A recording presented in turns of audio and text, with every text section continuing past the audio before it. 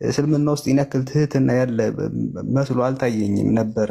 ማለት ባለኝ ኤክስፔሪየንስ በዚህ ደረጃ አንተ አሁን አንተ ባስተማርከው ደረጃ ይህን ያክል ትህትና ካለ እንዴት ነው እኛ እስከዚህ ድረስ ልናውቅ ያልቻልነው? ማለት እንግዲህ አሁን ጂሃድን በዚህ መልኩ አስረድተኛል። ኦኬ ይሁን፣ ያን ያክል ተቀበል። እኔ ሳነጻጽረው አሁንም የእስልምና ትህትና የጎደለው አስተምሮ አሁንም ሚዛን አይደፋም። እውነት ለመናገር እኔ አይሁድ ለምሳሌ አንድ እያንዳንዱ እየጠየቅ እየመለስኩልህ ነው፣ እያነጻጸርኩ ይለዛው። ለምሳሌ ትህትና የጎደለው ማን ነው ብለን ስናይ ጊዜ ህፃናቶችን፣ ሴቶችን፣ ሽማግሌን ግደሉ ይላል መጽሐፍ ቅዱስህ። እስልምና ደግሞ ምን ይላል? ህፃናቶችን፣ ሴቶችን፣ ሽማግሌዎችን አትግደሉ ይላል። ማን ነው ትህትና ያለው? እስኪመልስ። ያን አሁን ቅድም እኮ የጠቀስከው ጥቅስ ሙሉ አረፍተ ነገሩን አላነበብኩም። ሁለተኛ ያ ጥቅስ የመጣው አስታውስ ከየት እንደሆነ። ቀኝ ሲመታህ ግራህን ስጠው ከሚል መጽሐፍ የተወሰደ ነው። አስብ የትህትናውን ያክል እንግዲህ ቀኝህን ሲመታህ ግራህን ስጠው የሚል መጽሐፍ ላይ እንዴት ነው ያን እንድታወጣ የቻለው ነው? ከዚያ የተወሰደ ነው አትበል። ያነሳሁልህ ብሉይ ኪዳን ነው። ያኛ አሁን የምትናገረው ደግሞ አዲስ ኪዳን ነው።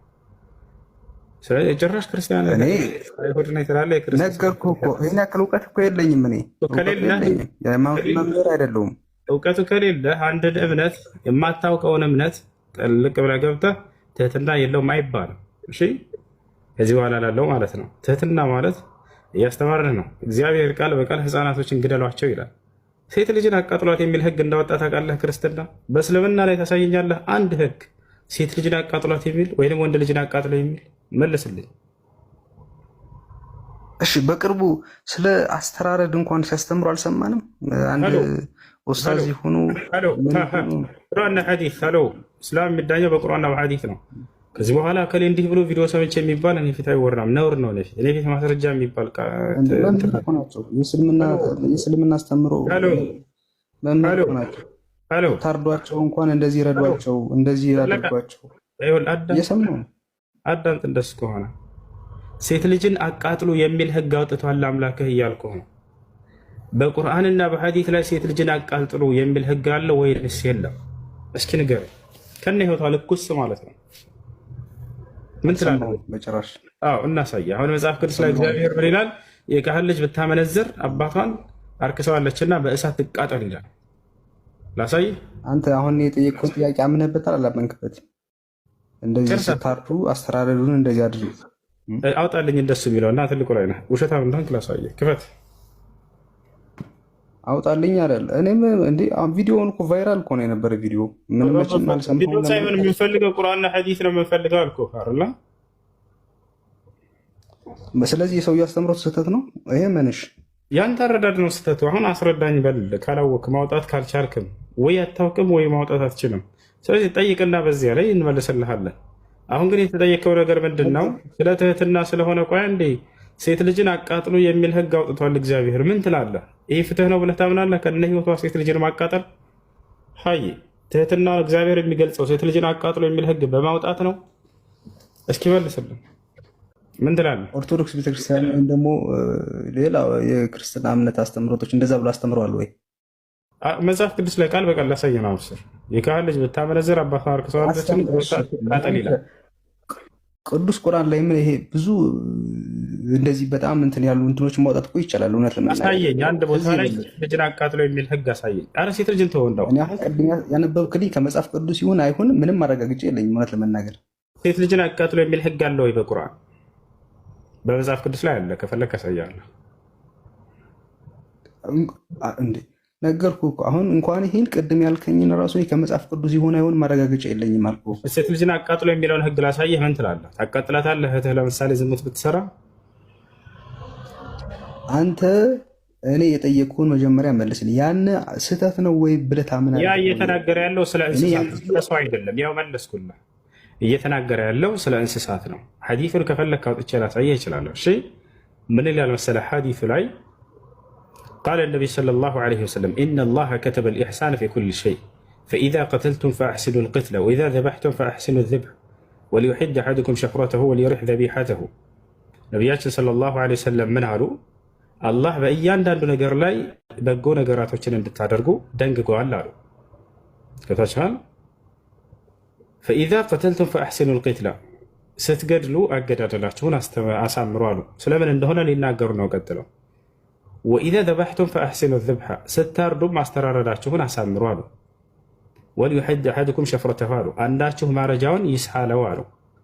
ወልዩሪሕ ዘቢሐተሁ ከዚያም የሚያርደውንም እርድ ቶሎ ያሳርፈው አሉ። ስለ እንስሳት እየተናገሩ ነው።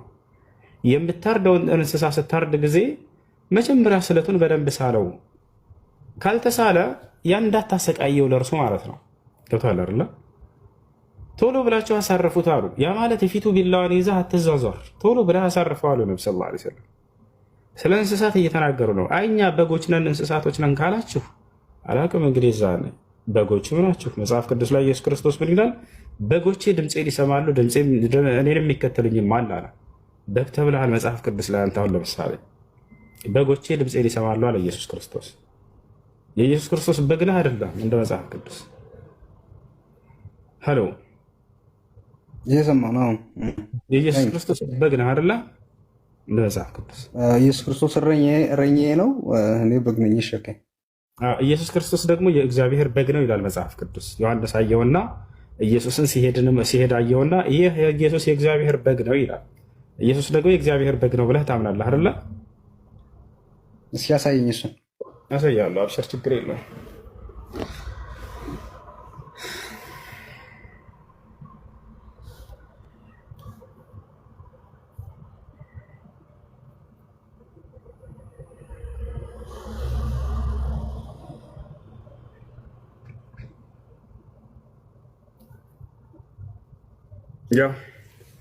ዮሐንስ ወንጌል ምዕራፍ 1 ቁጥር 36 ኢየሱስም ሲሄድ ተመልክቶ እነሆ የእግዚአብሔር በግ አለ ይላል። ኢየሱስን ሲሄድ አየውና ማን? ዮሐንስ። እነሆ የእግዚአብሔር በግ አለው እያለን ነው። ኢየሱስ የእግዚአብሔር በግ ነው። አንተ ደግሞ የኢየሱስ ክርስቶስ በግ ነህ። ስለዚህ አንተ የበግ በግ ነህ ማለት ነው አደለ? ወገናችን ከይቅርታ ጋር እንደ ቃሉ ነው። መጽሐፍ ቅዱስ ነው ያለ አይደለም። ላለመረዳት መፈለግ ነው። አሁን ማለት ከመጥመም የሚመጣ ነው እንጂ አንድ ነገር መጽሐፍ ቅዱስ ነው። መጽሐፍ ቅዱስ ነው የጠመመው። ልክ እንደሱ ከሆነ ሰውን ክርስቶስን ያክል በግ ብሎ በፍጹም ሊገልጸው አይገባም ነበር። ለምሳሌ አሁን አንተ በግና እረኛን የምትረዳበት መንገድ ምንድን ነው? አንድ እረኛንና በግን የተረዳበት መንገድ እንዴት ነው? ወይ መጽሐፉ ላይ ምን ይላል? ተከታይ ማለት ነው የክርስቶስ ምን አለ መሰለህ፣ እዛው ራሱ ሲናገር በጎቼ ድምፄን ይሰማሉ ይከተሉኝማል አለ። አንተ የክርስቶስ በግ ነህ ወይ ስልህ አዎ የክርስቶስ በግ ነኝ አልክ። ቀጠልኩና ደግሞ ኢየሱስ ክርስቶስን የእግዚአብሔር በግ ይለዋል መጽሐፍ ቅዱስ። ዮሐንስ ምን አለ? ኢየሱስን ሲሄድ አየውና ያውና የእግዚአብሔር በግ አለ ይላል። ስለዚህ ኢየሱስ ደግሞ የእግዚአብሔር በግ ነው። ቆይ አንዴ ተረጋጋ። ስለዚህ አንተ የበግ በግ ነህ ማለት ነው አይደለ? ተሳሳትኩኝ? ኢየሱስ ክርስቶስ የእግዚአብሔር አካል አይደለም ወይ? አሁን ይሄን እስኪ ንገረኝ። አሁን አካሉ ነው አይደለም ወደሚለው እንመጣለን። አካሉ ነው አይደለም ወደሚለው እንመጣለን። ግን አንተ የበግ በግ ነህ ወይስ አይደለህም ነው አሁን ጥያቄው። አንተ የኢየሱስ በግ ነህ፣ ኢየሱስ ደግሞ የእግዚአብሔር በግ ነው። ስለዚህ አንተ የበግ በግ ነህ ማለት ነው አይደለም? እንደ መጽሐፍ ቅዱስ አነስተሳስቻለሁ። ኢየሱስ ክርስቶስ የእግዚአብሔር አሁን ለምሳሌ አንድ ነገር ልንገርህ። ኦርቶዶክሶች ወይም ደግሞ የክርስትና እምነት አማኞች የእግዚአብሔርንና የክርስቶስን የመንፈስ ግንኙነት በምን እንደሚረዱት ይጠፋል ብዬ አላስብም። አሁን ስለዚህ አይደለም እያወራን ያለ ነው። ግልጽ ቃል እያመጣሁልህ ነው። እንደ መጽሐፍ ቅዱስ ላይ የእግዚአብሔር አንድያ ልጁ ነው አይደለም ብሎ ነው የሚያምኑት አይደል? ይሄን ለመርዳት ልጁን አጎቶ ነው የሚለው በኋላ እናወራለን። ከበግነቱ ይልቅ የእግዚአብሔር አንድያ ልጁ ነው ብለህ እንዴት አንተ ይሄን ለማስረዳት እንዴት አትሞክርም? እና ወደ እሱ እንሄዳለን። ችግር የለም። ስለሱ መጀመሪያም ስናወራ ነበር ልጅ ማለት ምን እንደሆነ። አሁን ወደ እሱ እንሄዳለን። አሁን ግን እያነሳ ያለሁት ምንድን ነው? ኢየሱስ ክርስቶስ በጎቼ ድምፄን ይሰማሉ ይከተሉኝማል ይላል። በጎቼ ሲል ጊዜ አንተ የክርስቶስ በግ ነህ ወይንስ አይደለህም? ነህ አይደለ? አዎ። ዮሐንስ ኢየሱስን አየውና ያውና የእግዚአብሔር በግ አለ ይላል። ስለዚህ ኢየሱስ ደግሞ የእግዚአብሔር በግ ነው አይደለ? ነው። አዎ። ስለዚህ አንተ የበጉ በግ ነው እኮ። ስለዚህ ክርስቶስ የእግዚአብሔር አንድ አካል ነው ብያለሁ። አንድያ ልጅ ነው ልጁ ነው ምናምን አይደለም ጥያቄው። አንዴ ስለዚህ አንተ የበግ በግ ነህ ወይንስ አይደለህም? እንደ ጥቅሱ ነው አሁን ጥያቄው። ክርስቶስ የእግዚአብሔር አካል ነው አልኩህ እኮ። እግዚአብሔር በግ ነው። እሺ እግዚአብሔር በግ ነው። እግዚአብሔር እረኛ ነው። እግዚአብሔር በጎቹ እኛ ነን። ኢየሱስ ክርስቶስ እግዚአብሔር አይደል እንዴ? ነው። አዎ ኦፍ ኮርስ። ስለዚህ ኢየሱስ በግ ነው እያለ ነው መጽሐፍ ቅዱስ። በተዘዋዋሪ እግዚአብሔርም በግ ነው ማለት ነው። ምክንያቱም ኢየሱስ አንድ የእግዚአብሔር አካል ስለሆነ ክርስቶስ እኮ የሰው ስጋ ለብሶና የሰው ስጋ ለብሶ አይደለ እንዴ ወደኛ የመጣው? አሁን ከበጎቹ መካከል የተገኘ በግ አይደለም እንዴ እኮ። ስለዚህ በግ መሆኑን አመንክ። ስለዚህ አንተ የበጉ በግ ነህ ማለት ነው አይደለ? ከበግነት አልፎ እኮ ሞቷል እኮ ኦልሬዲ። ሞቷል ወይንስ አልሞተም አይደለም ጥያቄው ዘለቀ። የበጉ በግ ነህ ወይንስ አይደለህም ነው። አይወልህ አሁን እኔ እኮ በጣም የሚገርመኝ እኮ ትህትና ማጣቱን እኮ ትህትና የጎደለው እኔ ለምሳሌ ያንተን እኮ አይደለም። እኔ አሁን ለምሳሌ በክርስትና እምነት የሚሆን አልቀበልም። ይሄን በጣም አግሬሲቭ የሆነ የአስተምሮ እውነት ለመናገር በጣም ነው። የትኛውን አስተምህሮ ማለት አሁን ለምሳሌ በክርስትና የሚሆን በሌላ እምነት የሚሆን የሃይማኖት መምህር ነን ብለው በጣም እንደዚህ በጣም ለምሳሌ አንድን እምነት እያንቋሸሹና ክብር እየነሱ ሲያስተምሩ እኔ እጸይፋለሁ። ነገር ግን በግ ያለህ መጽሐፉ ነው ከራሴ አይደለም እያልኩህ እኮ ነው። ማስረጃ አሳየኝ እያልክ እያሳየኸው ወንድ ልጅ ነህ። ቆም ብለህ አስተውል እንጂ ትልቅ ሰው እኮ ነህ። እኔ ያለ ማስረጃ ያለ መጽሐፉ ነው አይደለም። አንተ ለማስረዳት አሁን ላሳይህ አንተን በግ እንዳለህ ላሳይህ ወይንስ አላመንክም? በዛ መንገድ እንዴት ነው ልታሳመነ የምትሞክረው? እኔ ክርስቶስ የእግዚአብሔር አንድ አካል ነው እያልኩህ አንተ የእግዚአብሔር መጀመሪያ የእግዚአብሔር በግ ነህ፣ ከዛ ደግሞ የክርስቶስ በግ ነህ፣ የበግ በግ ነህ ስትለኝ እንዴት ነው የማምንህ? ለምሳሌ እንዴት ነው የምሰማህ? እንዴት ነው ልረዳ የምችለው? መጽሐፉን የምትከተል ከሆንክ እያለ ነው እኮ እያልኩህ ነው። ማስረጃ ሳየኝ እያልክ እያሳየሁ ነው። ላሳየህ ማስረጃውን በግቤ እና አላየኸውን ቅድም በዚህ መልኩ እኔ እኮ አይቼዋለሁ እኮ። ስለዚህ ትክክል ነው ወይንስ አይደለም የተጻፈው መጽሐፉ ላይ? አንተ የእግዚአብሔር ክርስቶስ የእግዚአብሔር አንድያ የእግዚአብሔር አካል ነው ካልክ እንዴት ነው የበግ በግ ሊሆን የሚችለው? መጽሐፉ አንተንም ኢየሱስንም በጎች ይላችኋል። እያሳየው ነው ማስረጃ። ይላል አይልም? እግዚአብሔር ክርስቶስ የእግዚአብሔር አንድ አካል ነው ይላል አይልም? መጽሐፍ ቅዱስ አይልም። እንደሱ አይልም። አሁን አይልም። እሱን መለስኩልህ። አሁን ደግሞ መጽሐፉ ላይ የተጻፈውን ነገር እያነበብኩልህ ነው። ምን ይላል መጽሐፍ ቅዱስ? በጎቼ ድምፄን ይሰማሉ እኔንም ይከተሉኝማል አለ። አንተ ከሶስቱ አንዱ ነው አይልም መጽሐፍ ቅዱስ? ከሶስቱ አንዱ ነው አይልም? ይህን እንጨርስና ወደዛ እንሄዳለን። ችግር የለውም። ኢየሱስ ክርስቶስ ምን ይላል? በጎቼ ድምፄን ይሰማሉ ይከተሉኝማል አለ። ስለዚህ አንተ የክርስቶስ በግ ነህ አይደለ? አዎ ነኝ ብለሃል። የክርስቶስ የእግዚአብሔር በግ ይሁን። ለምን መነጣጠሉ አስፈለገ እያልኩ እኮ ነው። አሁን ይህን ጨርሰህ የምትመጣ ለምሳሌ አንድ አካል አይደሉም ብለኛል። ለምሳሌ ስለ አብ፣ ስለ ወልድ፣ ስለ መንፈስ ቅዱስ እሺ ንገረኝ። ወልድ ማነው? መንፈስ ቅዱስ ማነው? እሺ ንገረኝ። ያንተው ንገረኝ። አልተውም። መጀመሪያ እሱን አስረድተህ ተረድተህ ነው የምትሄደው። ገብቶሃል አይደለም? የበግ በግ ነህ እያልክ እኮ እሺ፣ የበግ በግ ነኝ አልክ። ስለዚህ መንግስተ ሰማያት የሚገባው ደግሞ በበጉ በኩል ካልሆነ በክርስቶስ በኩል ካልሆነ አይገባም አይደለ? ስለዚህ አንተ መንግስተ ሰማያትን መግባትን ለማረጋገጥ ያለ በጉ ወደ መንግስተ ሰማያት ስለማገባ በበግ ቤት በግ ገባ በል እስኪ አንድ ጊዜ። በበጉ ከገባ መንግስተ ሰማያት ስለምገባ ማለት ነው። ቃሉ ነው እንደዛ። በበግ ቤት በግ ገባ ይላል ቃሉ። ያለ በጉ መንግስተ ሰማያትን ልገባ አልችልም ማለት አይደለ? ስለዚህ አንተ ወደ መንግስተ ሰማያት የምትገባው በግ ነህና አንዴ በበጉ ነው መንግስተ ሰማያት የምትገባው። ስለዚህ በበግ ቤት በግ ገባ። ገቢው በግ አንተ ነህ።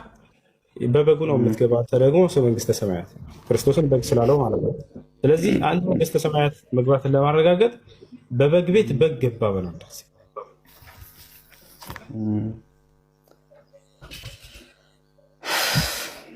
በበጉ ነው በእንጂ የጠበቅኩህ ምንድን ነው የምለው? በበግ ቤት በግ ገባ። የትኛው የመጽሐፍ ቅዱስ ቃል ነው እንደዚህ የሚለው? ከእኔ ጋር አይደለም። መጽሐፍ ቅዱስ መማር አይፈልግም። በቃ ትችላለህ። እሺ ማወቅ የምትፈልገው ሌላ ነገር ምንድን ነው? መጽሐፍ አንድያ ቅዱስን መማር እፈልጋለሁ። እኔ እኮ ይሄን እኮ ነው እንደዚህ ብለህ እኮ በልህ በምናምን እንለያያለን። ነገር ግን በባህሪ ነፃ ምርጫ ፈቃድ ተሰጥቶን የተፈጠርን ፍጡሮች ነው። አያችሁ አምላክ በነቢያት በኩል ሸጊቶ ወደ መልስ እያለች ነው። ኮሜንት ላይ እየመለስክ ያለት እኮ አንቺ ነው። አምላክ ሰዎችንም ሆነ ጅኖችን ነፃ ምርጫ ፈቃድ ሰጥቷቸዋል። ገብቷቸዋል አይደለም? የዛኔ ፈቃዳቸውን ተጠቅመው የሚታዘዙም አሉ፣ የሚያመፁም አሉ። ገብቷቸዋል። ያመፀው የሰውና የጅን አይነት ምን ተብሎ ይጠራል? ሰይጣን ይባላል።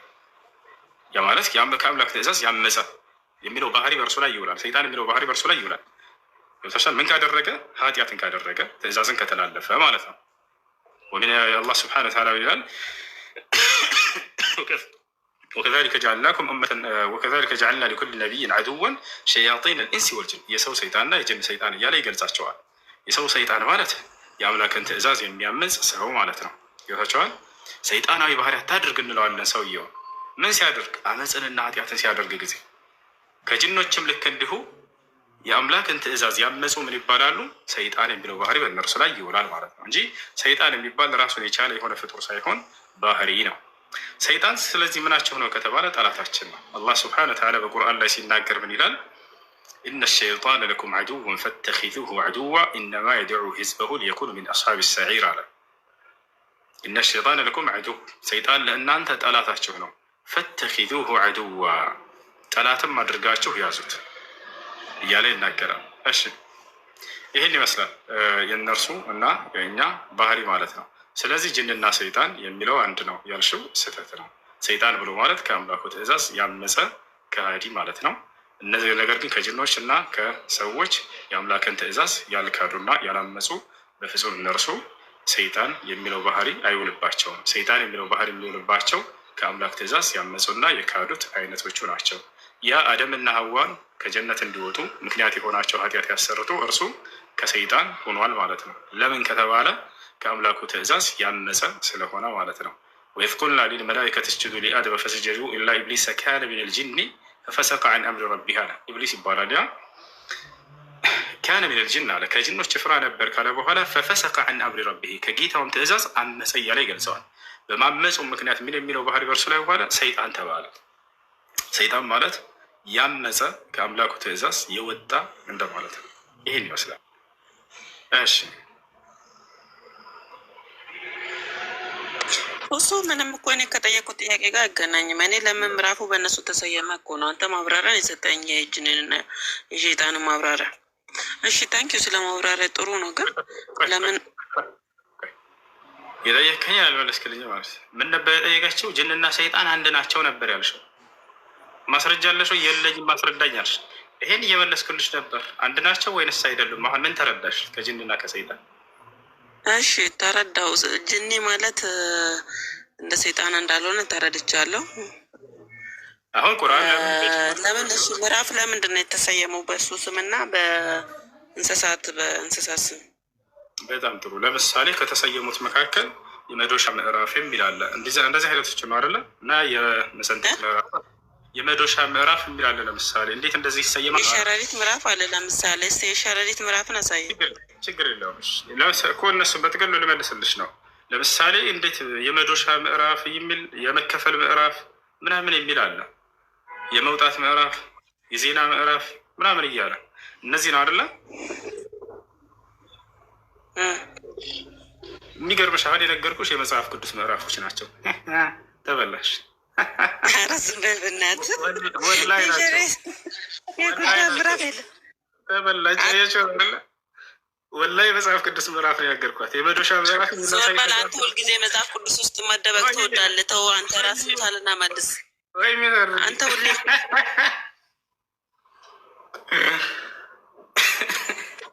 ተው እሱ ራስን ቻልና መልስ። ተው የታድርጊ ይሄ ንጽጽር ቦታ ነው። ልተነጻጽር ነው የመጣሽው። እያነጻጽርኩ ነው መልስላቸው። ችግር የለውም። አሁን በመልሰው ከቁርአን ነው። አዳምጪ፣ ከዛ ወደ መጽሐፍሽ ይገባልሻለሁ። የመዶሻ ምዕራፍ ይሄ ማለት እኮ እሱ ቁርአን እኮ ከመጽሐፍ ቅዱስ እንደተቆረጠ እኮ እየነገርከኝ ነው። የታድርጊ እሺ፣ አሁን ልመልስልሽ ነው። እሺ አሁን አለች የመዶሻ ምዕራፍ እንዴት ይላል? አሁን እንዴት ይላል አለች። የራሷ የገዛ መጽሐፏ ማለት ነው። የመዶሻ ምዕራፍ አሳይሻለሁ። እኛ አንዴ ስለዚህ አሁን ወደ ቁርአን እንምጣ። በሸረሪት እንዴት ተሰየመ? በላሟ ምዕራፍ እንዴት ተሰየመ? የንብ ተብሎ ለምን ተሰየመ የሚለውን እንምጣ። ጥሩ። አሁን የፈለገችው ምንድነው? የሸረሪት በደንብ አድርጋቸው አዳምጡ። አምላክ አላህ ስብሐነ ወተዓላ ከእያንዳንዱ ንግግሩና ከስያሜው በስተጀርባ ትልቅ ጥበብ አለው። ዝም ብሎ በከንቱ የሚሰይም አምላክ አይደለም። ታቻላረ በመጀመሪያ ይህን መሰረት ልንገራችሁ፣ ከዚያ ለምን በዚያ ተሰየመ የሚለውን እንመጣለን። ኢነላሃ ላ የስተሕይ አን የድሪበ መሰለን ማ በዑደተን ፈማ ፈውቀሃ ፈአማ አለዚነ አመኑ ፈየዕለሙነ አነሁ ልሐቅ ምን ረቢሂም ወአማ አለዚነ ከፈሩ ፈየቁሉነ ማዛ አረደ አላሁ ቢሃዛ መሰላ ዩድሉ ቢሂ ከሲራን ወየህዲ ቢሂ ከሲራ ወማ ዩድሉ ቢሂ ኢላ ልፋሲቂን አለ። የሚገርም አንቀጽ ነው። እንዲህ አይነት ጥያቄ ለሚጠይቁ ሰዎች እንዴት አላህ በዚህ ምሳሌ ያደርጋል፣ እንዴት አላህ በዚህ ይሰይማል እያሉ ይጠይቁ ነበር። ልክ እንደናንተ ከሃዲያኖች የዛኔ አላህ መልስ ሰጣቸው። ኢነላሃ ላ የስተሕይ አላህ አያፍርም አን የድሪበ መሰለን ማ በዑደተን ፈማ ፈውቀሃ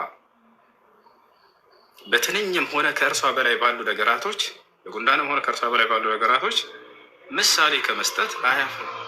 ለሰዎች ትምህርትን የሚያስጨብጥ ከሆነ ፈአማ አለዚነ አመኑ አለ ፈየዕለሙነ አነሁ ልሐቁ ምን ረቢሂም እነዚያ ያመኑትማ ይህ ከጌታቸው ዘንድ እንደሆነ ያውቃሉ አለ።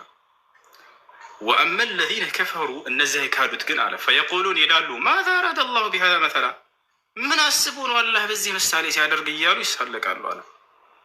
ዩድሉ ቢሂ ከሲራን ወየህዲ ቢሂ ከሲራ በዚህ ምክንያት በርካቶች ይሰቱበታል፣ በርካቶች ደግሞ ቅኑን መንገድ ያገኙበታል ሲያስተነትኑት ጊዜ።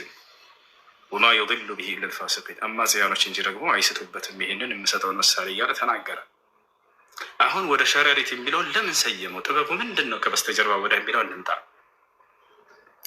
የቁሉ ስብሓነሁ ወተዓላ ፊ ሱረት ልዐንከቡት በሸረሪቷ ምዕራፍ ላይ አላህ ስብሓነሁ ወተዓላ ሲናገር በዚህ ጉዳይ እንዲህ ይላል። አላህ አንድን ሱራ ሲሰይም ጊዜ በውስጡ ከሚገኘው መልእክት መሰረት አድርጎ ነው። የላማው ምዕራፍ ሲል በውስጡ በላም ምክንያት የተሰራ ትልቅ ድንቅ ተአምር ስላለ ነው። አሁንም ልክ እንዲሁ ስለ ሸረሪቷ ሲናገር ጊዜ በሸረሪት አማካየ በዚያ ላይ ሸረሪትን ምሳሌ ያደረገበት የሚገርም ምሳሌ ስላለ ነው። اسم من دنا ولا ملون نمتع. قال سبحانه وتعالى مثل الذين اتخذوا من دون الله أولياء كمثل العنكبوت اتخذت بيتها وإن أوهن البيوت لبيت العنكبوت لو كانوا يعلمون. مثل الذين اتخذوا من دون الله أولياء على ምሳሌ ነው እየተናገረ ያለው። ምሳሌያቸው አለ የነማን ምሳሌ? እነዚያ ከአላህ ውጭ ሌላን አካል ረዳት አምላክ አድርገው የያዙ ሰዎች ምሳሌያቸው ከአላህ ውጭ ሌላን አካል አምላክ አድርጎ የያዘ ሰው ምሳሌው ምንድነው? ከመሰል العنكبوت اتخذت بيتا ልክ ቤትን እንደሰራች ሸረሪት ነው ምሳሌያቸው አለ። የሸረሪት ቤት ምን ያክል ደካማ የሆነ ቤት ነው ከቤቶች ሁሉ። ከሃዲያኖቹን ከአላህ ውጭ በሌላ አካል የተንጠለጠሉ ሰዎች ከማንም በላይ ደካማ በሆነ ነገር ላይ መንጠልጠላቸውን ምሳሌ እየሰጣቸው ነው። ምንም ሊጠቅሟቸው ሊጎዳቸው የማይችሉ ከራሳቸው የማይሻሉ ነገራቶች ላይ ከምንም ነገር ከቅጣት አይከላከሉላቸው ወይ የሆነን ጸጋን የማያስገኙላቸው ናቸው ከእርሱ ውጭ የሚያመልኳቸው ሁሉ አይደለ። ስለዚህ ልክ ሸረሪት ቤትን እንደሰራች ያክላቸው አለ። ወኢነ አውሃነ ልቡዩት ለበይቱ ልዐንከቡት አለ። ከቤቶች ሁሉ ደካማ ቤት ብሎ ማለት እዚህ ዓለም ላይ የሸረሪት ቤት ነው አለ። ለምን ደካማ ሆነ? ቤት ብሎ ማለት ወይ ከፀሐይ ሊከላከልልህ ወይ ከዝናብ ወይ ከንፋስ ሊከላከልልህና ሊያስጠልልህ የሚችል ነው አይደለ። የሸረሪት ድር ደግሞ ወይ ከዝናብ አይከላከል ወይ ከፀሐይ አይከላከል ወይ ከንፋስ አይከላከል። ገፋቸው አለ። የቤት ሁሉ ደካማ ቤት እዚህ ዓለም ላይ የሸረሪት ቤት ነውና ከሃዲያኖች ከአላህ ሱብሓነሁ ወተዓላ ውጭ በሌላ አካል መንጠልጠላቸው ከምንም ነገር ሊጠቅማቸው ሊጎዳቸው ከቅጣት ሊያደሯቸው የማይችሉ ደካሞች ላይ መንጠልጠላቸው ልክ ሸረሪት በቤቷ ላይ እንደ መመካቷ ነው ብሎ ተናገረ። የሚገርም ምሳሌ። ከአላህ ውጭ የሚንጠለጠሉ አካሎች ወይ ከገሃነም ያድኗቸው ወይ ገነትን አይሰጧቸው ወይ ጥቅምን ያመጡላቸው። ላ የضር ወላ የንፈዕ ወላ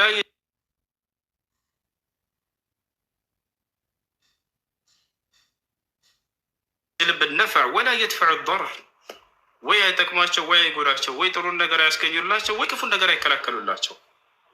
ራቻላ እና በዚያ ምሳሌ እየተደረገ ነው። ይሄን ይመስላል። ቆይ እንዳልጨረስኩም። እሺ እሱ ማለት ምሳሌው መጠቀም ይችላል። በእርግጥ አንድ ጊዜ አያይዤ እንድትመልስልኝ ወይ አልጨረስኩም። የት አድርገኝ አንተ ደግሞ አፈና እኮ በጌታ ስም ሰው ታፍናለሽ። ረጋ በይ። የአክብር እያለስክልሽ ነው። እሺ አዳውጭ አይ ታሪኩን እኮ በቃ ሰምቼዋለሁ ብዬ ነው። ረጋ በይ። ገና ነኝ አልጨረስኩም። ከተት አድርጎ አውሱ እንዴ ጠረ አድርጋ መልስ። ምንም ማድረግ አይቻልም። እሺ ታች ነሽ አዳምጪ። እሺ ሲጨርስ ጊዜ ትገቢያለሽ። አብሽር። ይሄ ነው ይሄ ምክንያቱም እንደዚህ ነው ተባለ። ገብታችኋል አይደለ? ነገር ግን መጽሐፍ ቅዱስ ላይ የመዶሻ ምዕራፍ ይላል። ምንድን ነው መዶሻ? ምን ምሳሌ ለማድረግ ነው? መጽሐፍ ኩፋሌ የመከፈል ምዕራፍ ይላል። ምንድን ነው መከፈል? ኦሪት ዘዳግም የመደገም ምዕራፍ። አንድ ላሳያችሁ። ቆይ የመዶሻ ምዕራፍ መጽሐፍ ቅዱስ ላይ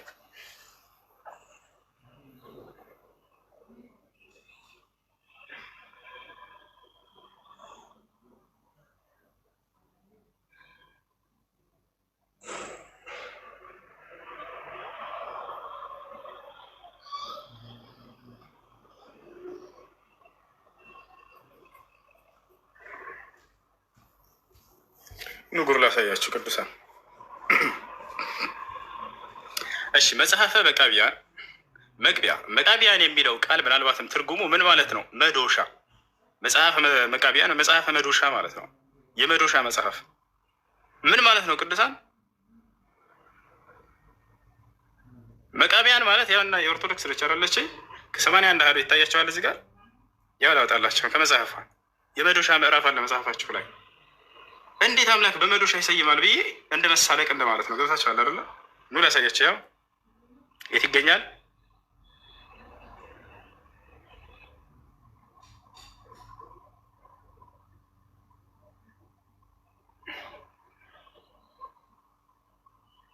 እሺ በያውና መቃቢያ የመዶሻ ምዕራፍ። እሺ ኩፋሌ የመገመስ የመከፈል ምዕራፍ። ቆይ ላሳያችሁ። ስንጉድ ምን ነው የሚገመተው እያልኩኝ ልሳለቅ እያነሳን ማለት ነው። ኩፋሌ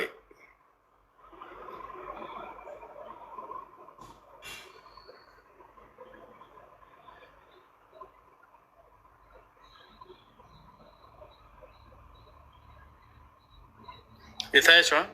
ኩፋሌ መከፈል ማለት ነው። የመከፈል ምዕራፍ።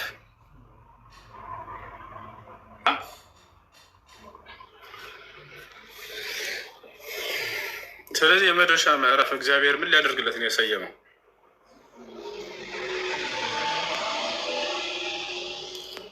አላህ ሙስተዓን እኮ ትርጉም እኮ ነው ያለው። መጽሐፈ ኩፋሌ መጽሐፈ መዶሻ ይላል። ያ ነው ለምን ያ እንደተሰየመ በውስጡ ላይ ደግሞ የተነገረ ነገር ካለ ያንን ማሳየት ነው። ልክ እኛ ቁርአን ላይ የሸረሪቷ ምዕራፍ አለ። ትርጉሙ ምን ታስቦበት እንደሆነ እዛው ላይ አለ። ያንን ማንበብ ታቸው ያ ነው። እሺ አሁን ወደ ምን እንሄዳለን? የላይ ሚቱ ነው። እኛ ደስ እያለን ነው ወላሂ እያንዳንደው ነገር በውስጡ ላይ ትልቅ ጥበብ ታገኛለህ። እሱ ይቅርታ፣ አይነት ጥያቄን ቅድም የጀመርኩትን አልጨረስኩም እና አዳምና ሔዋን እንዴት ተባረሩ ስሌ ኃጢአት ሰርተው አልከኝ። ከዛ በኋላ እንዴት ተመለሱ የእግዚአብሔር መንግስት ስሌ ንስሐ ገብተው አልከኝ አይደል? እና ንስሐ የገቡት መስዋዕት ድሮ ነቢያቶች ኢየሱስ ክርስቶስ እኛ ምናምነው ማለት ነው በስጋ ከመገለጡ በፊት ለእግዚአብሔር መሰዊያ ያደርጋሉ። ያላቸውን በግ ፍየል ያላቸውን ነገር ማለት ነው። እንደሱ የሆነ ነገር መስዋዕት አደረገው ወር ብቻ ተንበርክኮ እናንተ እንደምትሰግዱት ሰግዶ ንስሐ ገባ አድርገው። ልክ እንደኛ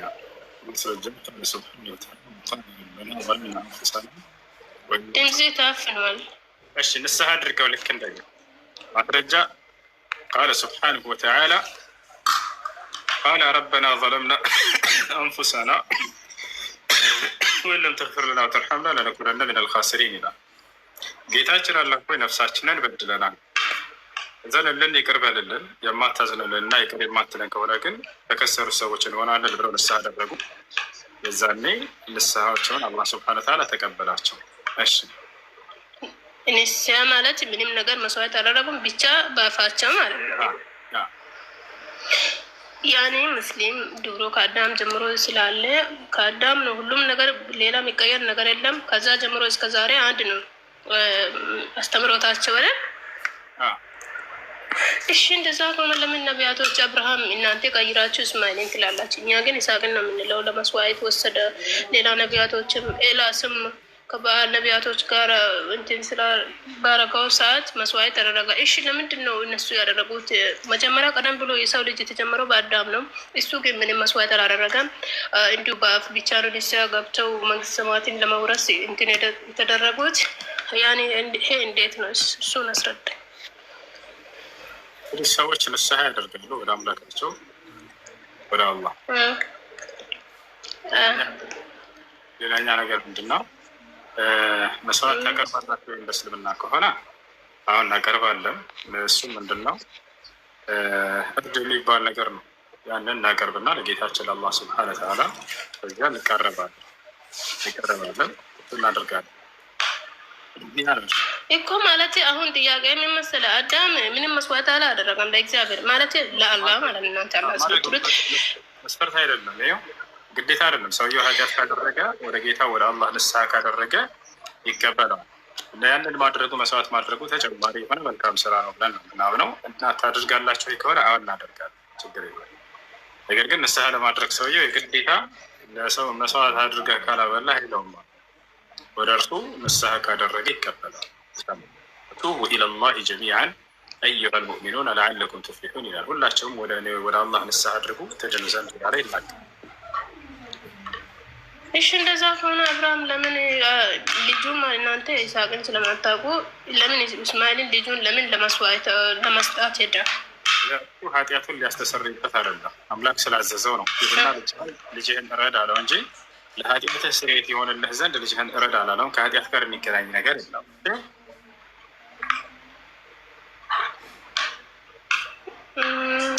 አልተረዳም። ብቻ እሺ ቀጥል። ምንድን ያልተረዳሽ? ያልኩትን ልገኝ እስኪ። ማለትም መጀመሪያ እኮ እስልምና ከአዳም ጀምሮ እስከ ዛሬ አንድ ሃይማኖት አሁን ያልኩትን ልገኝ እስኪ። ምንድን ነው ያልኩት? በአብርሃም እና በኢሳ ጉዳይ ያለው ኢሳ ማለት አላህ ግዳይ ሊሜ የፈለግከውን እንዲሁ ንስሐ መግባት ትችያለሽ፣ ደግሞ ከፈለግ መስዋዕትን ማቅረብ ትችያለሽ። ኃጢአትሽ እንዲሰራልህ ግድ አይደለም መስዋዕት ማድረግ አልከኝ አይደል? እንድተሳስቼ ከሆነ እንጂ ነገር ግን ማለት የምትፈልጊው ምን ነበር? አልተረዳሁም፣ አልገባኝም ሆን አዘጋጅተሻል። ያልኩት ምንድን ነው? አልደገምሽም። እኔ ጋር የምስማየሽ ኧረ አለው እንጂ ታዲያ ለምን ገባለሁ? እኔ መስማት ካለሽ አብርሃም ልጅን ስለመሰዋቱ ምን አልኩኝ? እሱ ትእዛዝ ስለሆነ ነው። ልጅህን እርደው ስጠኝ ያለው አልከኝ። ተሳሰ እና ለኃጢአትን ስርየት ነው ልጅህን የምታርደው ብሎታል ወይንስ እረድ ብሎ ነው ትእዛዝ የሰጠው? እኔ እንጃ። አንተ ሃይማኖትን እኮ ነው የምጠይቀኝ። የምነግርህ አለ ስለስልም አንቺ በዛ ነው እረድ ብሎ ልጅህን እረድ አለው እንጂ ለኃጢአትን ስርየት አላለውም። ማስረጃ ላሳይሽ? አሳየኛ። ከቁርአን ከመጽሐፍ ቅዱስም ላሳይሽ አይደለ? መጽሐፍ ቅዱስ የእናንተን እስልምና አይወክልማ። ችግሩ ከእናንተ መጽሐፍ አይወክልም ሳይሆን የክርስትና እምነትን ስህተት እንደሆነ ይገልጻል። እሱ መጽሐፍ ቅዱስ ላሳይሽ። ምክንያቱም ልጁን ለኃጢአት ስርየት ሳይሆን እረድ ያለው ዝም ብለህ እረድ ብሎ ትእዛዝ ነው የሰጠው ነው ያልኩሽ። አይ ለኃጢአት ስርየት ነው ብለሽ ካሰብሽ አንቺ እንደ ክርስትና ይዛኔ እናየዋለን ሀሰት እንደሆነ የክርስትና እምነት መረዳት ትችላለሽ ማለት ነው። እሺ ቆይ ለኃጢአት እንዲሰራለት ሳይሆን አብርሃምን ጠቀስኩ እንጂ ለምሳሌ ኤልያስም አድርጓል፣ መስዋዕት አድርጓል አይደል? በባል ነቢያቶች ለጣዖት የሚያመልኩ ማለት ነው። በዛ ሰዓት እሱ እግዚአብሔር ነበር የሚያመልከው። እሱ መስዋዕት አቅርቦ ነበር። ልክ እንደሱ ሌሎችም ሁሉም በዛ ሰዓት ወደ አላህ የሚቀርቡት ያኔ እናንተ ያላት ላላችሁ ወደ አላህ ለመቅረብ ንስሐ መግባት ለእግዚአብሔር መስዋዕት ማቅረብ አለባቸው። ከጊቱ እናርዳለን መስዋዕት ማስረጃ ልስጥሽ ከቁርአን እናርዳለን ልጅገመልሽ እናርዳለን ማስረጃ ልስጥሽ። አሁን አዳምጪ እሺ። መስዋዕት እናደርጋለን እንደ ነቢያቶች ማስረጃ ቃለ ሱብሓነሁ ወተዓላ ፈሰሊ ሊረቢከ ወንሐር ሙሐመድ ሆይ ለእኔ ለጌታህ ለአላህ ብቻ ስገድ፣ በእኔም ስም ሰዋ መስዋዕት አድርግ ይላቸው። ليلة مسرجة يقول سبحانه وتعالى قل إن صلاتي ونسكي ومحياي ومماتي لله رب العالمين محمد هوي سجدتين መስዋዕቴም ህይወቴም ሞቴም ለዓለማቱ ጌታ ለአላህ ነው በእኔ ይላቸዋል። ስለዚህ መስዋዕት እናቀርባለን። ይሻላል። ይሄ ነው እና ማስረጃዎች ከቁርአን ውስጠኛ ቁጥሩን ምዕራፉን ችግር ነው ማሳይሻለሁ። ማለት እዛው በአማርኛ ተተረጉማላችሁ አይደል? አንድ በእኝና ሊያ ችግር ነው ማሳይሻለሁ። እና በዛም ደግሞ ክርስትና ሐሰት ነው የእናንተ መጽሐፍ ራሱ ይነግራል ያልከውን በኋላ ትነግረኛለች። ስለምን ነው ከተረዳው በኋላ ማለት ነው። ከተረዳው በኋላ ምንድን ነው ያልሽው? ሁለተኛ ምንድን ነው ያልሽው? ማለት ክርስትና ሐሰት ነው ያልከኝ ከመጽሐፍ ቅዱስ ነግሬሻለሁ አልከኝ። እሱም በኋላ ትነግረኛለች። እስልምናውን አስረዳኝና መጀመሪያ ያልኩኝ ችግር የለውም። ምን ይላል? ቁጥር 2 ላይ ስለዚህ ለጌታ ስገድ በስሙ ሰዋም ይላል። መስዋዕት እናቀርባለን በእርሱ በአላህ ስብሐነ ወተዓላ ስም ሰዋ እያለ ትእዛዝ ይሰጣቸዋል። ለጌታ ለአላህ እንደምንሰግድ ሁሉ በእርሱ ስምም መስዋዕትን እንሰዋለን። ያው ምዕራፍ 108 ቁጥር 2 ላይ አሁን ክርስትና ስተት እንደሆነ አስረዳኝ ነው ያልሽው? አዎ አስረዳኝ። ኮሜንቴተሮቹ እየሳደቡ ነው። እየበላች ነው። አዎ እየበላ ነው። መብላት ተጣት ነው እንዴ? ሶሪ ቀጥሉስ። መብላት ኃጢአት አይደለም። ዝም ባያቸው። ኢየሱስም ይበላ ነበር ባያቸው። እናንተ ስርዓት ዝም እንዴ? አዎ ይበላ የሚናገር አምላክ ነው። ቁርአን ላይ ስትመጣ ደግሞ ሌላ የተለየ ነው። ምን ይላል? የስአሉነከ አን ሳዓ ቁል ኢነማ ዒልሙሃ ዒንደላህ ይላል ሱረቱል አሕዛብ ላይ። ሙሐመድ ሆይ ስለዚያች ቀንና ስለዚያች ሰዓት ይጠይቁሃል፣ ስለ ምጽአት ዓለም ቀን። ይህ እውቀት ከጌታዬ ከአላህ ዘንድ ብቻ ነው ያለው በላቸው ይላል። በሌላ ቦታ ላይ ምን ይላል? አላህ ስብሐነሁ ወተዓላ ሱረቱል ሉቅማን ላይ ኢነላሃ ዒንደሁ ዒልሙ ሳዓ፣ የምጽአት ዓለም ቀን እውቀት ከእኔ ከአላህ ዘንድ ብቻ ነው ያለው ይላል። በሌላ ቦታ ላይ ምን ይላል? የስአሉነከ አን ሳዓ አያነ ሙርሰሃ ቁል ኢነማ ዒልሙሃ ዒንደሁ። እንዳንድ አላህ ስብሐነሁ ወተዓላ ስለ ምጽአት ዓለም ቀን እየተናገረ ከእኔ ዘንድ ብቻ ነች እያለ ይናገራል። ክርስቶስ ያንን እንደማያውቅ ይናገራል። ስለዚህ እውቀቱ የተገደበ አካል ደግሞ አምላክ ሊሆን አይችልም በፍጹም። አምላክ እውቀቱ የተገደበ አይደለም፣ ሁሉን የሚያውቅ ነው። ያን ሌላኛው አምላክ ባህሪያቶቹ ፈጣሪ ነው እና እርሱ የፈጣሪ ባህሪያቶች ብቻ ናቸው። የፍጡርነት ባህሪ በፍጹም ከእርሱ ጋር የለም። ፍጡር ማለት በሆነ ጊዜ ላይ ተገኝቶ የሆነ ጊዜ ላይ ፍጻሜውን ያገኘ ማለት ነው። ጅማሬ ያለው እና ፍጻሜ ያለው ነገር ፍጡር ይባላል። ፈጣሪስ ከዚህ ተቃራኒ ነው። ጅማሬ የለውም። በዚህ ጊዜ ተጀመረ ከተባለ ይሄ ፍጡር እንጂ ፈጣሪ አይደለም። በዚህ ጊዜ ፍጻሜውን አገኘ ከተባለ ይሄ ፍጡር እንጂ ፈጣሪ አይደለም።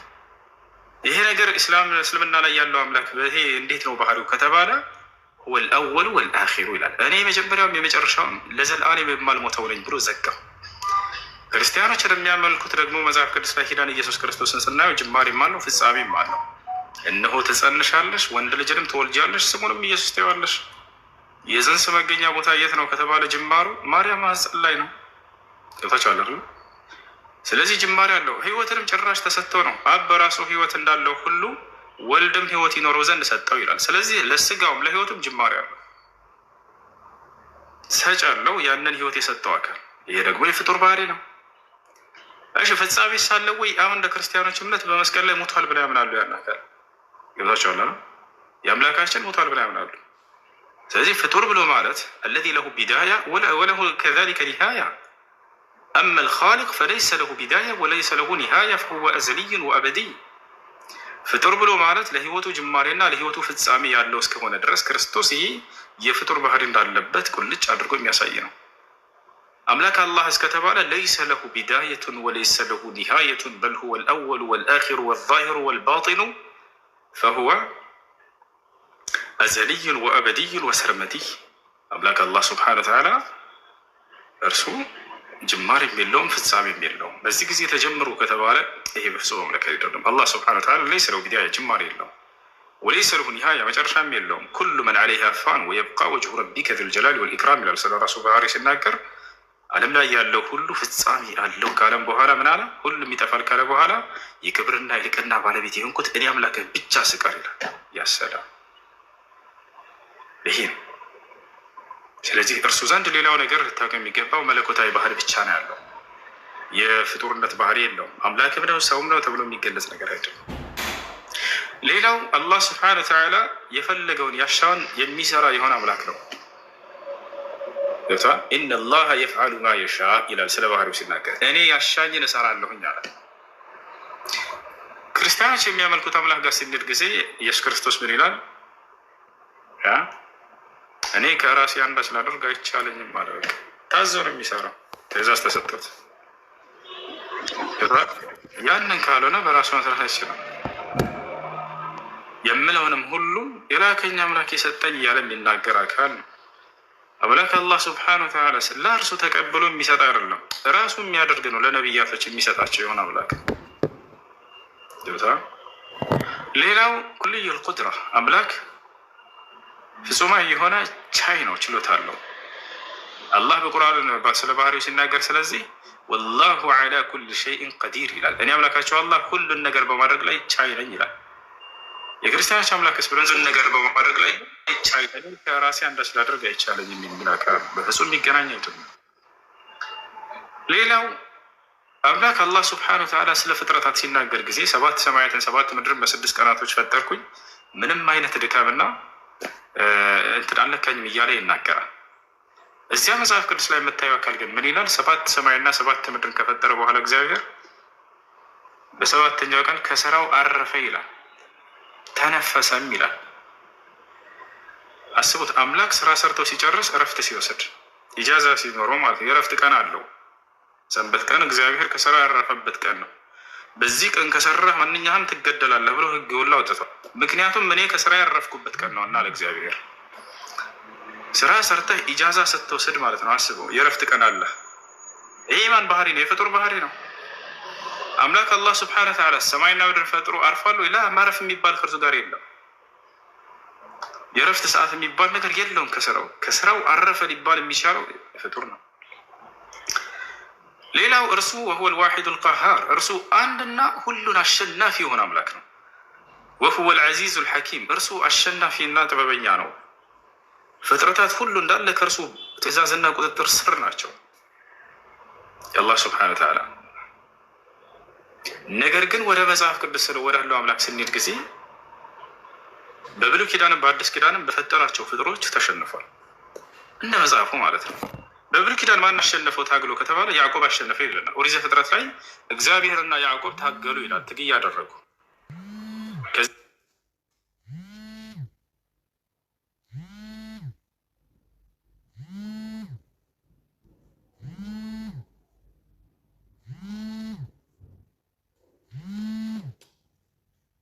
ሰውና አምላክ ተጣልተው ትግያ አድርገው ፍጡር ሲያሸንፍ፣ አዲስ ኪዳንም ላይ ልክ እንዲሁ አምላክ ነው ብለው ያስባሉ። ኢየሱስ ክርስቶስን የፈጠራቸው ደካማ ፍጥረታቶች የያዙት፣ ገደሉት፣ ሰቀሉት። በብሉይ ኪዳንም በአዲስ ኪዳንም በፈጠራቸው ፍጥረታቶች የሚሸነፍ የሆነ አምላክ ነው እዛ ጋ ያለው። ቁርአን ላይስ ለአንደዚህ ብሎ ሂሳብ የለም። በፈልግ በቅጽበት የዓለምን ሕዝብ በቅጽበት ነው ማጠፋ የሚል አምላክ ነው ያለው። አይደለም ሊዳፈሩትና ሰዎች አጠፉት፣ ገደሉት፣ ሰቀሉት ሊል ማለት ነው። ግን በእዝነቱ ትቷቸዋል። አላህ ስብሐነሁ ወተዓላ የፍርዱ ቀን የትንሣኤ ቀን ገነትና ገሃነም አዘጋጅተዋል። ዛሬ በምድር ላይ ለፈተና ትቷቸዋል። ወለው ዩአኺዙ ላሁ ናስ ቢማ ከሰቡ ማ ተረከ ዐላ ዛህሪሃ ሚን ዳባ ይላል። ሰዎችን በሰሩት ኃጢአት እዚሁ ምድር ላይ በይዛቸውና ዋጋቸውን ብሰጣቸው ምድር ላይ አንድም ተንቀሳቃሽ ባልኖረ ነበር እያለ ነገራል። ወላኪን ዩአኺሩሁ ኢላ አጀሊን ሙሰማ፣ ነገር ግን እስከተወሰነው ጊዜ ድረስ ያቆያቸዋል ብሎ ተናገረ። አውቅ ነው የተዋቸው። ቢፈልግ ኑሮ አንድንም ሰው ምድር ላይ አላህ ሱብሓነሁ ወተዓላ ያጠፋቸው ነበር። አይደለም ገደሉት፣ ሰቀሉት የሚል ሂሳብ እርሱ ጋር ሊኖር ማለት ነው። ላ የለም፣ አይደለም ገደሉት፣ ሰቀሉት የሚል ሂሳብ እርሱ ጋር ሊኖር ማለት ነው። እነዚህ ሁሉ ናቸው። እነዚህ ካነሳ ሁለት ጥቂቶቹ የአምላክ ባህሪያቶች ናቸው። ይህን ይመስላል እና ነቢያቶች በቁርአን ላይ መጥተው ሲሰብኩን ጊዜ ስለ አምላክ ስለ አላህ ስብሐነ ወተዓላ በዚህ መልኩ ሰብከዋል። ሌላኛው ባህሪው ምንድን ነው? እርሱ ብዜት የለውም። አምላክ እውነተኛ አምላክ እንደ አይምሮ የሚቀበለው አምላክ ብዜት ሊኖረው አይችልም። አንድ ብቻ ነው አምላክ። በአንድነቱ ላይ ሁለትነት የለበትም፣ ሶስትነት የለበትም። ሁለትና ሶስትነት ካለው እነዚህ አጋዥ ናቸው ለዚህኛው። አምላክ ደግሞ እገዛን የሚፈልግ አይደለም በፍጹም። አምላክ እገዛን የሚፈልግ አይደለም በፍጹም። እርሱ ብቸኛ ነው። አላህ ስለ ራሱ ባህሪ ሲናገር ምን አለ? ቁል ሁወ አላሁ አሐድ፣ በል እርሱ አላህ አንድ ብቻ ነው ይላል። ወኢላሁኩም ኢላሁ ዋሒድ ላ ኢላሃ ኢላ ሁወ ረሕማኑ ረሒም፣ አምላካችሁ እርሱ አላህ አንድ ብቻ ነው፣ እሱም የአዛኞች ሁሉ አዛኝ ነው። እሺ ሁለት ሊሆን ይችላል ወይ? ላ ሁለትም አይደለሁም ብሏል። እሺ ሶስት ሊሆን ይችላል ወይ? ሶስትም አይደለሁም ብሎ አንስቷቸዋል። አላህ እነዚህን ሁሉ ውድቅ አድርጓቸዋል። ወላ ተተኪዙ ኢላሀይን ኢስነይን ኢነማ ሁወ ኢላሁ ዋሒድ፣ ሁለት አምላክ አድርጋችሁ አትያዙኝ እኔ አንድ ብቻ ነኝ እና አለ። ወላ ተቁሉ ሰላሳ ኢንተሁ ኸይረን ለኩም ኢነማ አላሁ ኢላሁ ዋሒድ አለ። ሶስት ብላችሁ አትጥሩኝ ወይም ስላሴ አትበሉኝ ካለ በኋላ ከዚህ ንግግራችሁ ተቆጠቡ እኔ አንድ ብቻ ነኝ እና አለ፣ ዘጋው። ወደዛኛው መጽሐፍ ስትሄድ ግን ሶስት አካሎች አሉ፣ ሶስቱም አምላክ ናቸው። አብ አለ፣ ወልድ አለ፣ መንፈስ ቅዱስ አለ። አምላክ ነው ወይ ይሄኛው? አዎ ይሄኛው አምላክ ነው፣ ይህንም አምላክ ነው፣ ይህም አምላክ ነው። ግን ራሳቸውን ምን ብለው አሳምነዋል? አይ አንድ ናቸው በቃ ግግም። ሶስቱም አምላካችን ቆጠርና ደረድርና አንድ ነው በቃ አንድ ነው ብዬ ግግም ብዬ ራሴን ማሳመን ማለት ነው። ያስኬድም እንደዚህ ይወጣል። ስለዚህ አንዱ ሌላውን ያመጣና ያስገኘ እንደሆነ መጽሐፉ ይናገራል በደንብ አድርጎ። አብ ኢየሱስ ክርስቶስን በደንብ አድርጎ አምጥቶታል። የሐዋርያት ሥራ ምዕራፍ 13 ቁጥር 23 ላይ እግዚአብሔርም እንደ ተስፋው ቃል ለእስራኤል ሰዎች ይህን ኢየሱስን አመጣ ይላል። አንዱ ያመጣ አንዱ መጪ ነው። አንዱ ስልጣን ሰጪ ነው፣ አንዱ ስልጣን ተሰጪ ነው። አንዱ ሁሉን አዋቂና አሳዋቂ ነው፣ ይሄኛው ደግሞ እውቀትን ተቀብሎ የሚያስተምር ነው። በጣም የተለያዩ ናቸው። እንደዚያ ሆነው በመለኮታዊ ባህሪ ተለያይተው አይ በመለኮት አንድ ናቸው ብለው ግግም ይሏቸዋል። ይዛቸዋል አይደለ? ይህ ነው መለኮታዊ ባህሪያቶች ምንድን ናቸው ብላችሁ ስትመዝኑ ጊዜ በጣም የተለያዩ ናቸው። ከመለኮታዊ ባህሪያቶች ለምሳሌ አንደኛው ምንድን ነው? ሁሉን አዋቂ ነው አምላክ። አብን ስናይ ሁሉን አዋቂ ነው። የትንሣኤ ቀን እኔ ያውቃለሁ እያለ የሚናገር ነው። ክርስቶስ ግን ልጅም ቢሆን አያውቅም ያችን ቀን ይላል። ከመለኮታዊ ባህሪያቶች አንደኛ ምንድን ነው? እውቀት ነው። በእውቀት ሊለያዩ አይገባም ማለት ነው። አብም ወልድም መንፈስ ቅዱስ ነው። ነገር ግን አንዱ አውቆ ሌላው የማያውቅ ከሆነ እኩል አይደለም በመለኮታዊ ባህሪ። ስለዚህ በመለኮት አንድ ናቸው የሚለው ውሃ ይበላል። የዛ ቦታች አለ። ይህ ነው አንዱ ሁሉን ነገር በማድረግ ላይ ቻይ ነው። ሌላኛው ደግሞ እኔ ከራሴ አንበስ ላደርግ አይቻለኝም አምላክ ሲያሳየኝ የማየውን እንጂ ሌላ አልሰራም ብሎ የሚናገር ነው። ይሄ ነው በሚያስተምሩት ትምህርት ራሱ የማስተምረውን አምላክ የሰጠኝ ብሎ የሚናገር አካል ነው አንደኛው ኢየሱስ ክርስቶስ። ያኛው ደግሞ ሰጪ ነው፣ ሁሉን አዋቂ ነው። ቦታ አለ። ሁለቱም መለኮታዊ ባህሪ ቢኖራቸው ኑሮ አንዱ ከሌላው አይቀበልም ነበር። እውቀትን ያውቀዋል ያኛው የሚያውቀው አይደል እንዴ? እኔ ከእግዚአብሔር የሰማሁትን እውነት የምነግራቸው ሰው ነኝ አለ ኢየሱስ ክርስቶስ። ዮሐንስ ወንጌል ምዕራፍ 8 ቁጥር 40 ላይ ሳይሰማ መናገር አይችልም፣ ያንን ነገር ሊያውቅ አይችልም። አስተማሪኝ የምለውንም እያለ ይናገራል። አምላክ ትምህርት ሲማር ማለት ነው። አስቡት። አይ በስጋ እኮ ነው ይሏቸዋል። ስጋዊ ባህሪያቶች ይታወቃሉ። መብላት፣ መጠጣት፣ መተኛት፣ መድከም ችግር የለውም ተቀበሉ። ስጋዊ ባህሪ ናቸው። እውቀት ግን ስጋዊ ባህሪ አይደለም። እውቀት መለኮታዊ ባህሪ ነው። አምላክ እስከተባለ ድረስ ያውቃል። ያንን እውቀት ሙሉ የሆነው ነው ማለት ነው። ነገር ግን አንዱ የሚያውቀው ሆኖ አንደኛው ከሌላው እውቀትን ጠብቆ የሚናገር ከሆነ አምላካዊ ባህሪ የለውም። በጣም የሚገርመው ስጋዊ ባህሪ በሚለው እሺ እንቀበላቸውና እንለፍ ብንል መንፈስ ቅዱስ ነው አያልፍም። እሱ መንፈስ ቅዱስ መቼም በስጋ ተገልጧል እንዳትሉ። ስለዚህ መንፈስ ቅዱስ ራሱ ምንድን ነው? እውቀትን ካልሰማ የማይናገር ነው። ኢየሱስ ክርስቶስ ምን አለ? እኔ በሄድ ይሻላቸዋል፣ መንፈስ ቅዱስ ይመጣል ካለ በኋላ እርሱም የሚሰማውን እንጂ ከራሱ አይናገርም ማለት። መንፈስ ቅዱስ ራሱ ሰምቶ ከአብ የሚናገር ነው። አይ እሱም በስጋ ስለሆነ እንዳትለው፣ በስጋ አልተገለጠም እሱ። ስለዚህ ነው አምላክ አላህ ስብሐነ ወተዓላ እስከተባለ እነዚህን እውቀትን ከሌላ አካል ጠብቆ ምናምን ለሌላ የሚሰጥ ነው ወይ? አይደለም። እርሱ ነቢያትን ሁሉ ያሳወቀና ያስተማረ ነው። አራሕማኑ ዐለመ አልቁርአን ኸለቀ ልኢንሳን ዐለመሁ ልበያን እያለ ስለ ራሱ ይናገራል። አራሕማን እጅግ በጣም ሩህሩህና አዛኝ የሆነው አምላካቸው አላህ እኔ ብሎ ገለጸና ዐለመ ልቁርአን ሰውንም አስተማረው ቁርአን ይላል። አስተማሪ ነው እንጂ እርሱ እውቀትን ከሆነ አካል ተቀብሎ የሚያስተምር አይደለም። ይታላል አንዘለሁ ቢዕልሚሂ ወልመላኢከቱ የሽሀዱን። ይህን ቁርአን በእውቀቱ ወረደው በነቢያቶች ላይ በነቢ ሰለላሁ ዐለይሂ ወሰለም ላይ። ወልመላኢከቱ የሽሀዱን መላእክቶችም ለዚህ ምስክሮች ናቸው እያለ ይናገራል። እና ይህን ይመስላል በጥቂቱ። እሺ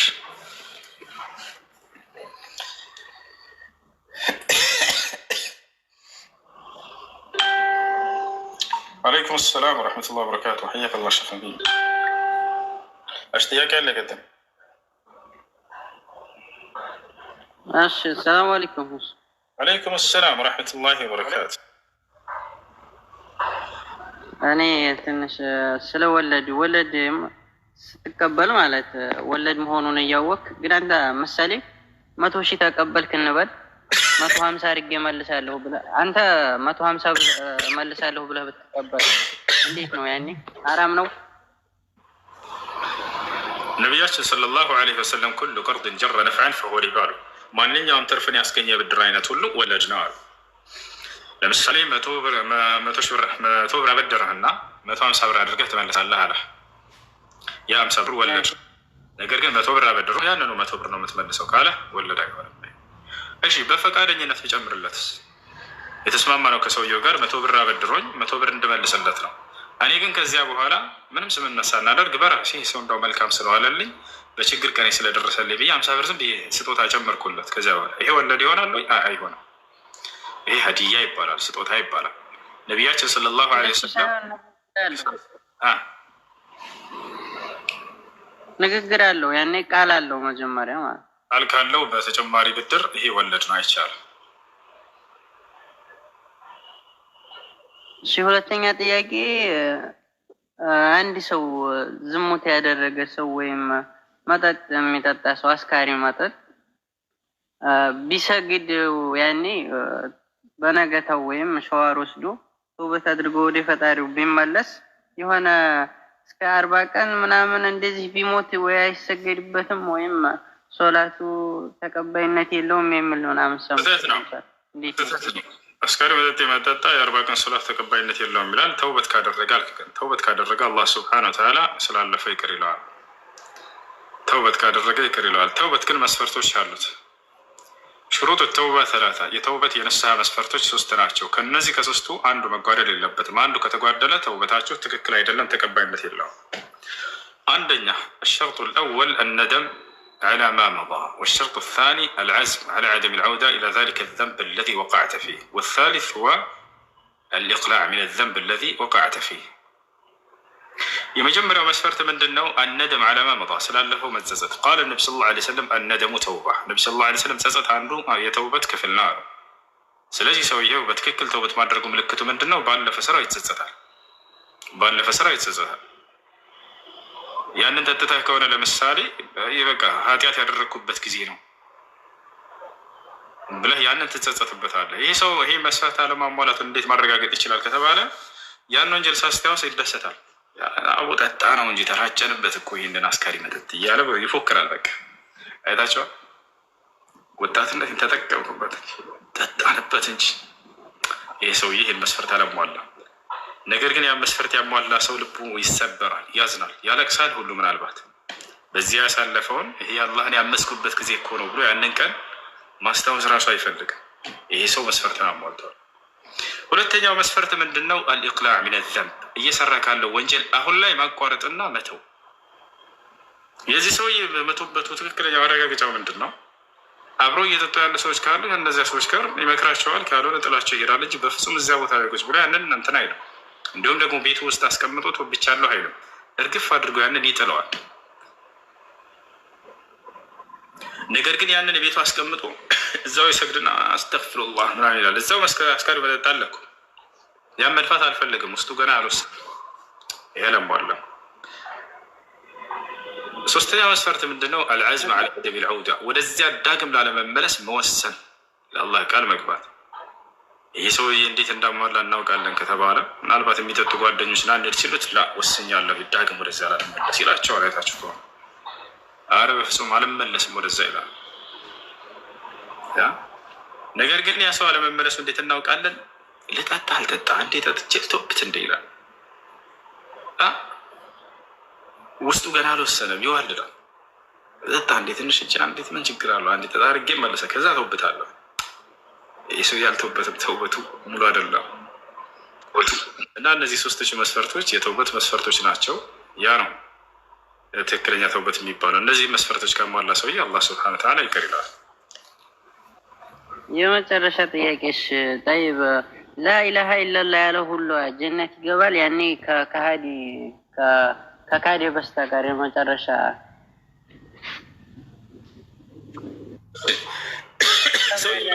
لا إله إلا الله باندبت بشار الإيمان የሚገለጸው الإيمان قول باللسان واعتقاد بالقلب وعمل بالجوارح يزيد بالطاعة وينقص بالمعصية ويزول بالكفر እምነት በልብ ላይ የሚገለጽ በአንደበት በአንደበት የሚነገር በልብ ላይ የሚታመን በአንደበት የሚገለጽ በተግባር የሚውል ነው። ትእዛዝን ስታደርግ ጊዜ ይጨምራል ኢማንህ። አመፅን ኃጢአትን ስታደርግ ኢማንህ ይቀንሳል። ክህደት ላይ ከወደክ ደግሞ ኢማንህ ይወገዳል። ይህን ልታውቁ ይገባል። الإيمان عند أهل السنة والجماعة قول باللسان واعتقاد بالقلب وعمل بالجوارح يزيد بالطاعة وينقص بالمعصية ويزول بالكفر ያዙትይን ቃል። ስለዚህ ሰውየው በአንደበቱ ብቻ ስላለ ላ ኢላሀ ኢለላህ ስላለ በተግባር ግን አልሰግድም አልጾምም አለ የአላህን ትእዛዝ አልፈጸምም አለ። ወይንም ላ ኢላሀ ኢለላህ ይላል ይሰግዳል ይጾማል። ነገር ግን ሰውየው ከአላህ ውጭ ለሌላ አካል አምልኮ ይሰራል፣ ሌላን አካል ይጣራል። ምን ይላል? ይሄ ላ ኢላሀ ኢለላህ ይጠቅመዋል? ላ ተንፈዑ ከሊመት ላ ኢላሀ ኢለላህ وهو يقع في الشرك بالله سبحانه وتعالى وهو تارك للصلاة كذلك صلاتنا السجد ميالا እንደፈለገ ልክ እንደው ደግሞ ሽርክ ላይ የወደቀ ይሄ ሰውዬ ላ ኢላሀ ኢለላህ ይጠቅመው። ይሄን ያሳሽ አንድ አዛን እየተባለ ነው። እሺ ልጆች አዛን ጨርስ